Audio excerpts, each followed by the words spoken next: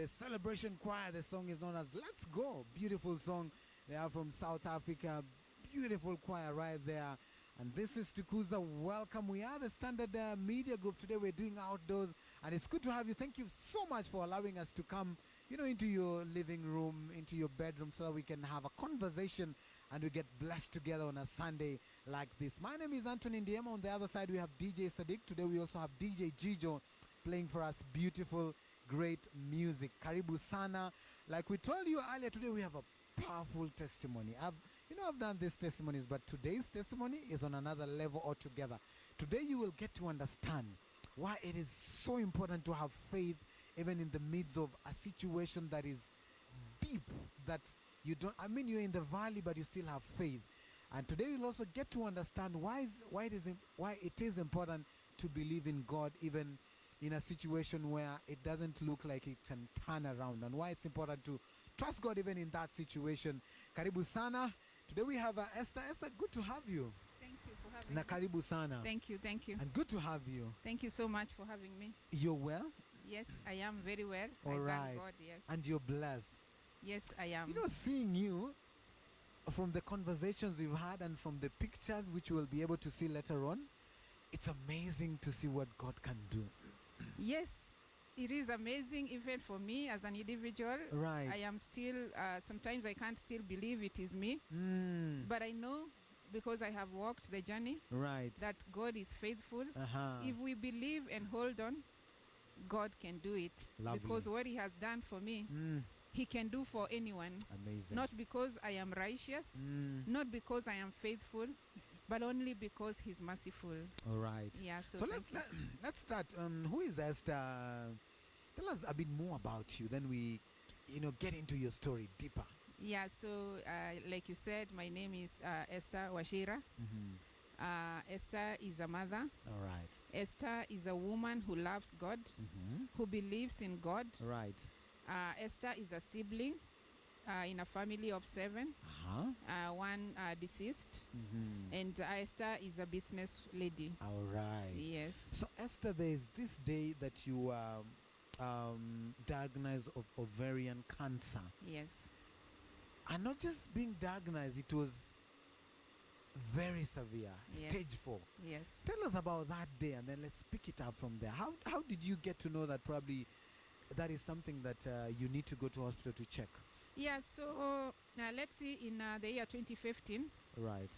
it was the year, unfortunately, that I lost my younger brother in the month of May. In September, I also lost my brother-in-law. And in that same year, I developed some pain on my left lower abdomen. So it was not severe pain. It would come when my bladder was full, and then it would go. So I didn't really give much notice to it. But like 2 weeks later, I started having bloating. I would bloat at night. So I went to the Aga Khan. They did some tests, an ultrasound, and they said that I had ovarian cysts, that they were big, and according to the doctor, they looked suspicious, so they would have wanted to take them out. All right. But I was not ready for an operation. Like I told you, we had been through some... Yeah, lost a brother. And my brother-in-law in the same month. Wow. So me and my family, when I told them, we decided to seek a second opinion. And the second doctor, when he did an ultrasound, he said, yes, they were big. He didn't say they were suspicious, but he said they wanted to get out. All right. But again, we went for a third one. And this doctor told us that it was possible to treat with medicine. So in October and November, we treated with medicine. So the cysts have been diagnosed around May. In September. September. Yes. So how many months later? October, November. All yeah, right. we did. So you were you were taking medicine? Yes, I was so that taking they get to shrink, right? Exactly. Okay. And truly, I could feel they were shrinking because whenever I touched, I could not feel it, and the bloating had gone. All right. And I thought things were okay. Until December, the beginning of December, my stomach started swelling. Wow. And the doctor told me it could have been gas, because I was taking some medication that probably would give me a side effect of gas. Right. but I was very uncomfortable. Mm. So on the 14th, we decided to do another ultrasound, 14th of December. All right. And the ultrasound showed that the cysts were still there. Mhm. In fact, now between September and December, I had Googled a lot. Yeah. Remember, naturally, when somebody says something suspicious, Yes, you want to check what you is want to this? check what is this. So I knew in my heart of hearts that if I have fluid in my stomach, there's a very high probability that it is cancer. Wow. So when this doctor told me your cysts don't look good and you have a lot of fluid, free fluid is fluid that is nowhere, it is just around your stomach, Right. not in any organ. Mhm.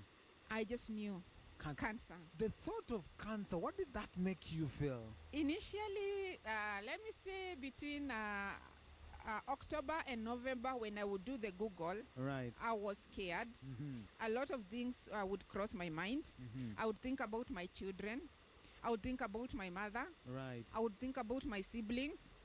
And I really told God I didn't want to die. Right. And at that time, we were also praying a lot with my close friends and my family about the shrinking now of the cysts. Right. And even the time that the doctor had said suspicious, one of my sisters who is a pastor had said, let's not take it for granted.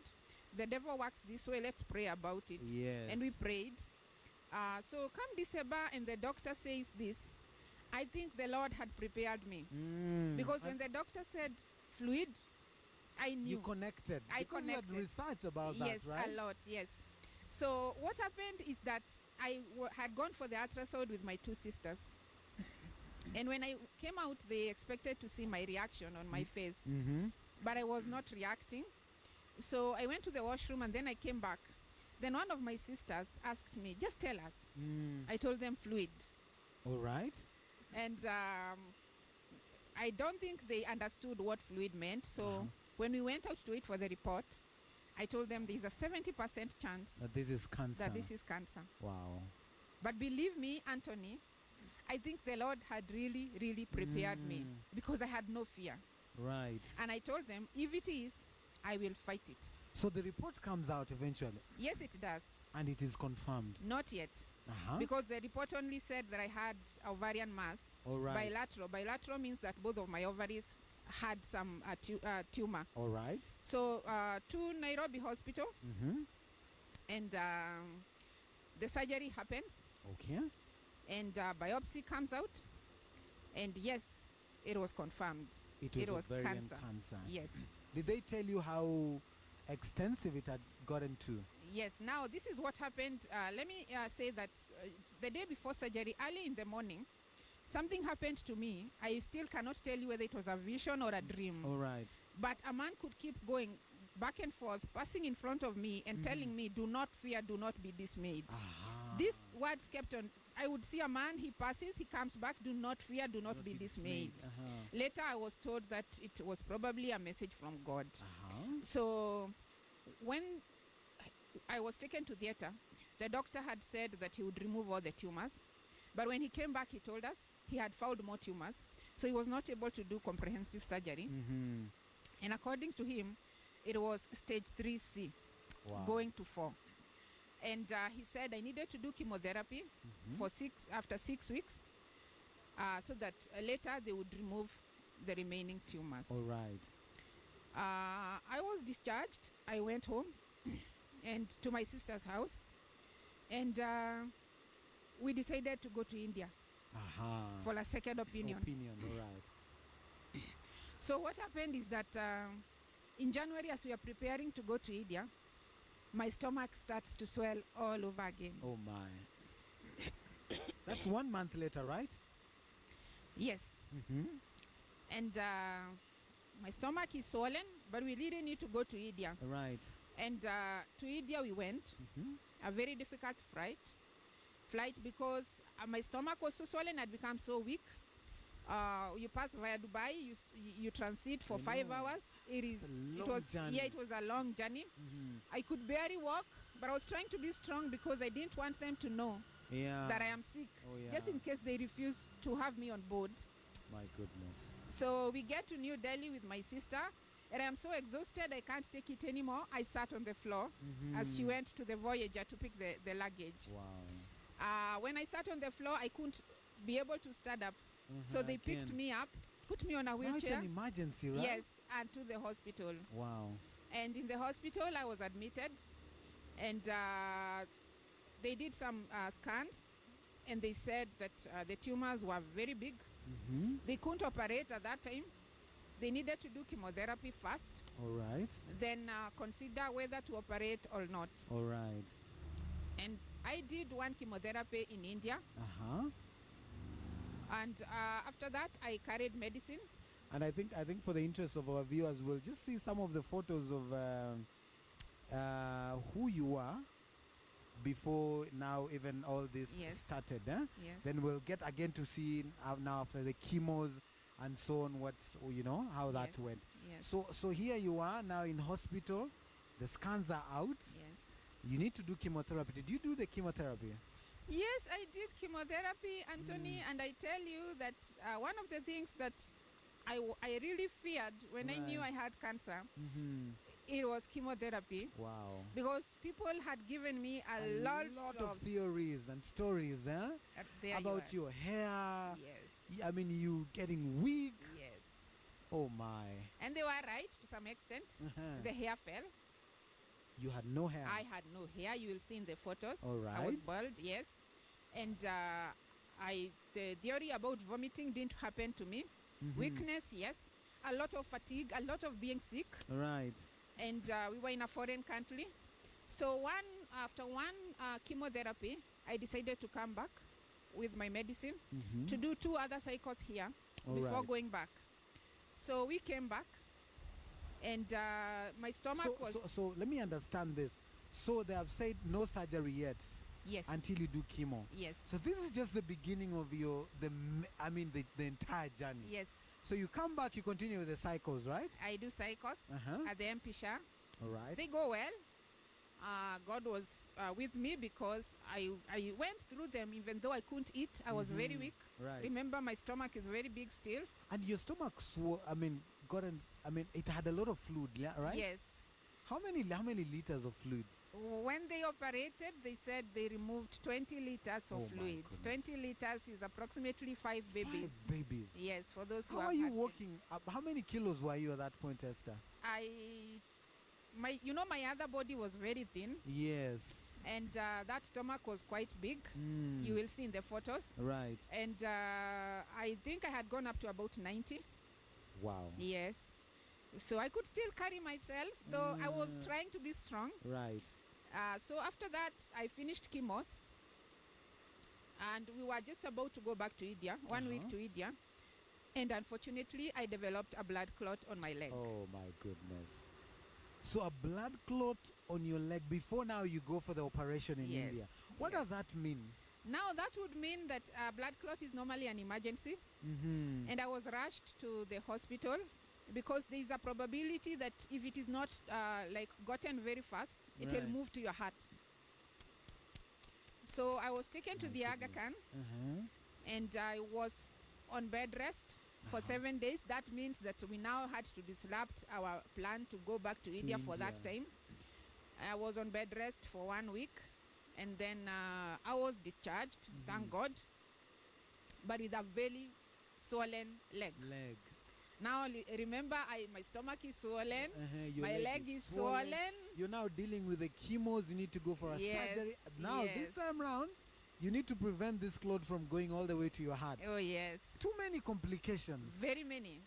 Wow. Very many. But I kept the faith. Amen. So eventually now you go back to India. Eventually we go back to India. They managed to contain the clot, right? Yes, the clot was contained here, though the leg was still swollen. I was given pressure stockings.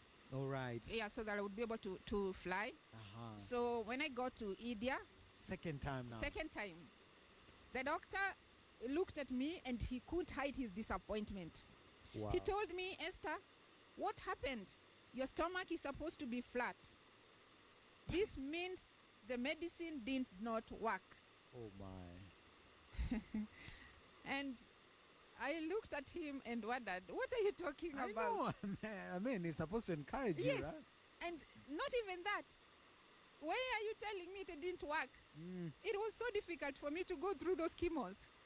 Wow. So he told me we'll do an ultrasound, and then we'll do a blood test.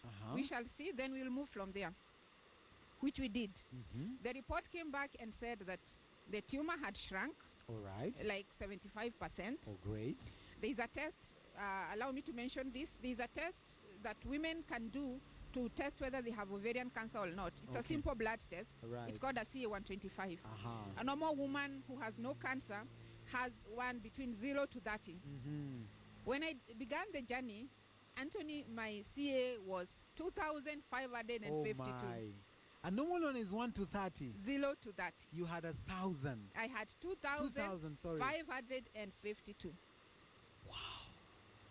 So when we did this test now, after I had gone back, it was 575. Wow. So I knew, doctor, why are you saying that it has not worked? I mean, it's come down proper. Yes. Uh-huh. So he told me, Esther, this has worked. All right. Then there has to be another problem. Maybe you have an infection in your liver. That is where the fluid is coming from. Oh. Because it would mean that the tumor has shrunk this size. You're not supposed to be having this amount of fluid. Fluid in your stomach. Yes. Uh-huh. So they check the liver. They checked the liver. 3 weeks later, I was given a clearance. Okay. There was no liver disease. All right. So we are sent now to the oncologists who are surgeons. Okay. In India, they do differently. The one who is giving you chemo is not the one who is going to operate on you. And what happened that time was that when I went to these surgeons, they looked at my scans, and my lymph nodes in the armpits were enlarged. Wow. And they said, before we touch your stomach, we need to check Sort out. why your lymph nodes are enlarged. Okay. Just in case the disease has moved from the ovary to the lymph, to the armpits.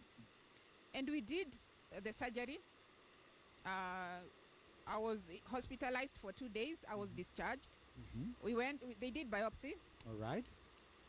Unfortunately, the biopsy was positive. Oh my. The cancer had moved to my armpits. And now from the lower side to the armpits. Yes. And so this doctor looked at me and told me that, you know, here, since this hospital started, this is the second case of that disease moving from the ovary to the lymph, to the armpits. To the armpits, right. So this is not good. And he looked at me and he told me, Esther, this is now stage 4. And Final I stage. smiled, and he asked me, do you understand English? I said, yes. And he told me, do you know how many stages are there? I said, yes, there are 4. 4. So he said, now we might not operate. I told him we are operating. My goodness. Because whether you say it is high risk, everything in life is a risk. Even you are studying there, somebody can pass you there and just knock you down, and you're on the floor and you are dead, and you leave me with my stage 4. So for you, you knew, you know what, either way. Yes, I will die fighting. I will die. So you said, let me die fighting. By the way, let me clarify to you that I never ever saw myself dying. Wow, you knew you will come out of this. Oh yes, I knew there were challenges. And you know, Esther, this is India. I mean, this is where we believe the best medicine is, and you know, the best doctors. But they are telling you this is the second case, and we don't think we need to do this. Yes. But you had faith. Yes. That this is going to work. Yes. With my sister who had gone with me, her name is Purity. She's a woman of faith. Right. The two of us were very positive. And everything they would tell us, we would tell them, please do your part, let's wait for God. And so we said we will operate. So they said what we do now is that there are 3 things you need to do. Number 1, you will have to be put an IVC filter. An IVC filter is a gadget that is put on the wall of your heart so that the clot doesn't come up to your heart when you're being operated. Wow. Number 2, they told me, had you been lucky, we would have done something called HIPEC. HIPEC is hot chemotherapy, where they will do chemotherapy on you when you're still on the operating table. Like an irrigation, you know, they put a pipe that is coming in and a pipe that is coming out. They say it is very effective because it is also able to fight the cells that are microscopic. Right. But they said this only happens if we are able to remove 100% of the disease. And in your case, we doubt. And I told them, in my case, you'll be shocked. Let's You do remove this. the disease and you'll do HIPEC. And they laughed. And they told me, you are very interesting. Patients come here to beg us not to operate, to look for Yes, you another way. want to go all the yes, way. I told them we are doing this. Uh-huh. Then they told me there might be another complication. All right. Your tumor is touching on your colon. Mm. So we might have to put a colostomy bag. Oh my. A colostomy What bag is that again? is a bag where they close your normal passing of the stool system. So you'll be passing through the stool through a bag Wow. on your stomach. Uh-huh. And I told them it's okay. And my sister said, no, we don't want a bag. But I told them, everybody here now at home was very not happy Yeah. because of this story of the bag and all. And I told them, I've been carrying this water for the last 6 months. This is 20 just, liters. yes, this is just a bag. Nobody Yeah. will know whether I have a bag or not. not. I'll just have to put clothes that are a bit free and we will be done. And so they said, okay, then something else that you will be in ICU for a whole 7 days, all 14, because the HIPEC is very strong. It puts you Right. down. If the normal chemotherapy, which is done through your blood, can put you down like that, imagine this one that is done directly in your stomach. Right. And then we'll put you on the ventilator. It's a machine that helps you to breathe for Right. like 7 days. Uh-huh. So they said this might make the bill come a bit up than what you had thought. So we said, fine, let's do this. So we went. So you went to did the surgery? No, before we did the surgery, Uh-huh. we went for a proposal of how much it would cost. Yes. And shock on us, we had been given a bill of 1.2 million. This was now coming to 2.4. Double. Double. We had already done fundraising Back at home. back at home. So we didn't know where to get the money. So how much money did you have then? 1.2. Yes. You had really struggled to raise that. Yes, we had 1.2 and a few more for staying in the hotel. Right. So we had really struggled to raise this money. Remember, the surgery in Nairobi Hospital had also cost money. Quite a bit. Mhm. So me and my sister didn't talk to each other till we got to the hotel after we got this pro forma bill. Right. And we told people here, and they were devastated, but I don't know what they did because this was supposed to happen in like 3 days. But they got the money. Amazing. So to surgery we go. And it took 15 hours. Wow. That's long, eh? Yes, that's long. It started at 8 o'clock India time. Mm-hmm. And so that would mean like 5:30 in Kenya. Right. And 13 hours into the surgery, the doctor comes out and tells my sister, we are almost done, but we need to put the bag. Uh-oh. And my sister says, okay. But she keeps on telling God, we are not putting that bag. So 2 hours later, the doctor comes and says, we've managed not to put the bag. And the surgery And the surgery was is successful. successful. My goodness. We are taking her to the ICU. So to the ICU I go. When I came out, you would not have wanted to see me. I had 6 drainers. 6 drainers means that I have tubes on this side 3 that are coming from my body to a bag that is emptying the content that is coming from my body. 3 on this side, 3 on this side, 1 on my nose, and a catheter. And then I have the ventilator that is attached to the machine to help me breathe. Yeah, the oxygen. Yes. But So how long were you in the ICU? against all odds, 5 hours later, they removed the ventilator. I could Amazing. breathe on my own. I could talk. I was in the ICU for 7 days. Wow. Out of the ICU to the ward for another 7 days.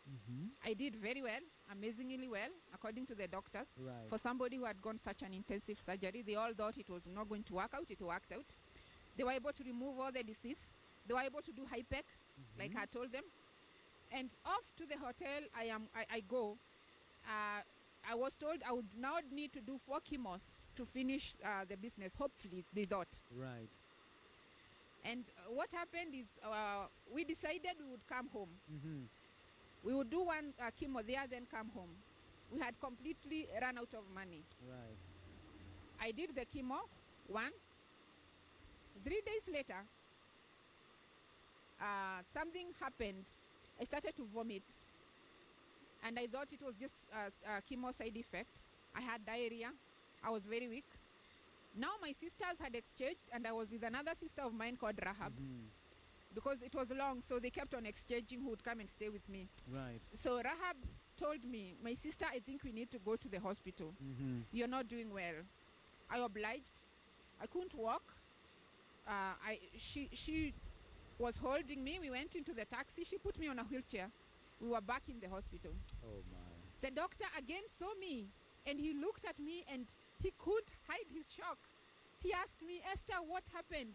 You are not doing well. We need to try and save your life. Oh my. And I couldn't understand because I didn't think I was that sick. Yeah. After all, for you looked okay. I mean, me, you think after surviving the 15 hours. Exactly. I mean, there's something good happening here. Exactly. And he chased everyone from his office. It was an emergency. I was taken to the emergency room. They tried to look for my veins. They had all collapsed. Oh my. There's something they call central line here in India. Right. And they put the injections through here to try and give me some fluids, to try and boost my blood pressure because it was really dropping. Right. They said I was in septic shock. Septic shock means your organs are starting to fail. Oh.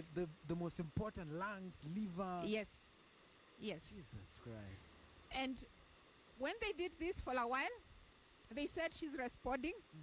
They rushed me into the ICU all over again. And I couldn't now understand what's going on. Yeah. And you know, my sister, she was so broken. Everyone here at home was so broken. They had even prepared for a surprise comeback for me. Now we are back to ICU. And 2 hours later, after some tests, they came and told us her blood pressure is low. She's at risk of bleeding because remember, I'm taking a blood thinner because I have the blood clot. Her heart is very weak. It's at 40% because I had done an echo. But they said we need to take her back to surgery. Again. If we don't, she will not survive after 24 hours. My goodness. Now, you know, for the interest of time, Esther, so you go back for the second surgery. Yes. Nevertheless, my what sister. What feeling in your heart at this point? You know, that is the most amazing thing. Because I could not fear. I was not having any sort of fear. My sister, when she was told this, then she was told it's very high risk. She might not come back. She told them, then why are you asking me to sign now? Yeah. And from my bed, I shouted and told her, my sister, sign and leave it to God. And she told me, I sign. I said, yes. Wow. So I signed. And I was taken to theater. Nothing happened. 2 hours later, I was out. I could hear them, though they thought I was still asleep, telling my sister, she has made it this far. Let's wait for morning. Right. She's still at very high risk. She'll be on the ventilator for 7 days. And in the morning, when my sister came, I was not on the ventilator. You were out. I was breathing normally. My goodness. In theater, they removed 3 liters of pus. 3 liters of 3 pus. liters of pus. That's a lot. Yes. And put me another drainer to try and remove what was now still inside. And put another one on my nose. So our time, I'm told, is over. Yeah. We need to finish this. Yes. So now, how long were you in India? Did you do any other operations? After that, I was in India I was in the hospital for 7 weeks. All right. The fever couldn't go. That is the time I was on diapers. Oh my. That is the time I could not walk. That is the time I became so thin. After that, God is faithful. I finished. I came back. I did 3 chemos here in Kenya. Right. At the Aga Khan. We had run out of money completely. Right. After being discharged, I was detained in the hospital for like 3 days. There are times in the hospital I could not be treated because we had no money. And after that, I came up to November. I did chemos at the Aga Khan. And later, I started gaining some appetite, gaining some weight. In February this year, I went back to India. Right. And God is faithful. Mm-hmm. They could not see a trace of any disease in me. The cancer was gone, yes. It was gone. The cancer entirely. was gone, yes. Oh my goodness. The cancer was gone, the blood clot was gone. Yes, they removed the filter that they had put. Yes. No fluid in your stomach. No fluid in my stomach. Nothing. Nothing. Nothing. How was that news for you? I mean, February last month. Yes, I didn't know how to behave. Yeah. I didn't know how to react. Right. But I knew Mhm. in my heart of hearts, I knew that the Lord would do it. Amen. I knew that the Lord would do it. A lot of people prayed for me, and I want to thank them. Right. A lot of people supported me financially, and I want to thank them, even though we are still in debt up to now. Right. But that doesn't matter. My children, I thank them because they supported me. At the time, 2016, my daughter was in Form 4. She was going to sit her KCSE Right. that year. She tried to be as strong as she could. Mhm. There's a woman called In fact, Phoebe. let me just pull in your daughter right Yeah. now and your son. I'm sure they were quite. I think we'll allow those guys to come. Come, guys. I'm sure they were quite. It You was know, difficult. This was an entire year, right? Yes, it was difficult. And they survived this Yes, as they children. did. Yes. Karibu sana baba. You will sit here. And then hi, Karibu. We will allow you to sit here. Just as we wind up. So this is your daughter, right? You Yes. can hold the microphone close to you. Tell us your name. Close. Ashley Wanjiku. Ashley Wanjiku. Yeah. And your name is? Linduki. Sorry? Linduki. Linduki. So Ashley, you say Ashley was informed for them Yes. and she was very strong. Yes. Ashley, how was that for you? When all this time mom was away and you're told things are, how was that for you? You know, they never used to tell me. They Oh. hid it from me. Uh-huh. So I found the news from my aunt. Okay. Yeah, but it took courage because I knew God was there. Wow. And I had a lot of faith What that did was you going learn? to What be did you him. hear from your auntie? That she had cancer. Did you know what cancer was then? Yeah, I knew. I had heard stories from people that they die, but I said the people who have survived. So you held your hope on those who have survived. Yeah. You knew your mom will come out Yeah. free, yeah? She's a strong woman, this one. Nice. Yeah. And you knew she would survive. Yeah. Amazing. How do you see, I mean, from the pictures you've seen and seeing her like this, what do you feel in your heart? I feel so happy, man. That God has done it, right? Yeah. Amazing. Thank you for being strong for your mom, and we appreciate you as well. Yeah, thank you. So unaamini mtu yote anaweza pona cancer. It only takes your attitude And of your how you faith. accept, Right. and the faith that you have in God. All right. Mm. Thank you very much. Unasikiaje mami yako poa? What do you Vizuri. feel? Unasikia poa? Yes. Did you know she was sick? Yes. Did you pray for her? I prayed very You much. prayed, very much. Yes. And you knew she will get well, Yes. Well done. Great. These are amazing children. So Yeah. now as we wind up, these guys have supported you. There are people who've prayed for you. Yes. Today you're free. Yes. I want you to, just give a final message, and you can look into that camera and tell us, there are people who are in situations. Some are probably, having cancer in stage 4. Some are in different kind of messes in their life, and they don't know how to come out of it. You have come out of it strong, and you had a lot of faith. Speak to them as you wind up. I want to say that when the Lord said that I will heal your disease, the Lord did not say I will heal your cancer or I will heal your common cold. He simply said I will heal your disease. Wow. It doesn't matter what disease you have. It doesn't matter what challenge you have. You only need to remember that He has the final say. Wow. And it is not over until He says it is over. Amazing. There is nothing that the Lord cannot do.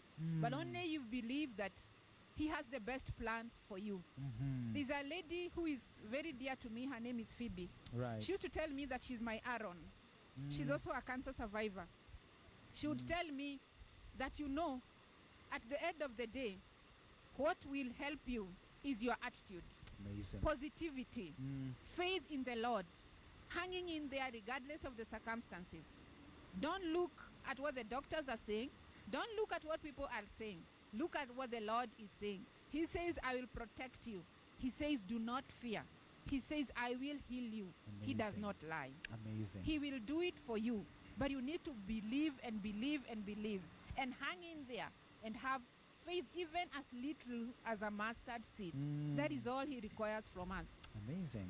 Stage 4 has been put there by science. Wow. It is a disease. But God Stage- has a different report. Oh, yes. Stage 1 will kill you, and stage 4 will not kill you. Depends. It depends. Wow. You know, a lot of people have died since 2015 or when I was diagnosed. I am still here. Many That's are true. not even sick. So it is not a death sentence. Mhm. It is not. Amen. Have faith Thank and you. hold on to the Lord. Thank He you. can do it for you. Wow. Yes. I can thank see you. your faith has gone to another level altogether. Oh, yes. We Oh, thank yes. God. Yes. Esther, God bless you. Thank you. We appreciate God for what He's done in your life. Yeah. From stage 4 to operations you are told you will never survive, Yes. to the 20 liters, in your stomach, the blood clot in your in your leg, and the cancer having gone all the way, Yes. and today you're free. Oh, yes, I God am is free. great. God I am is great. free. Amen. Yeah.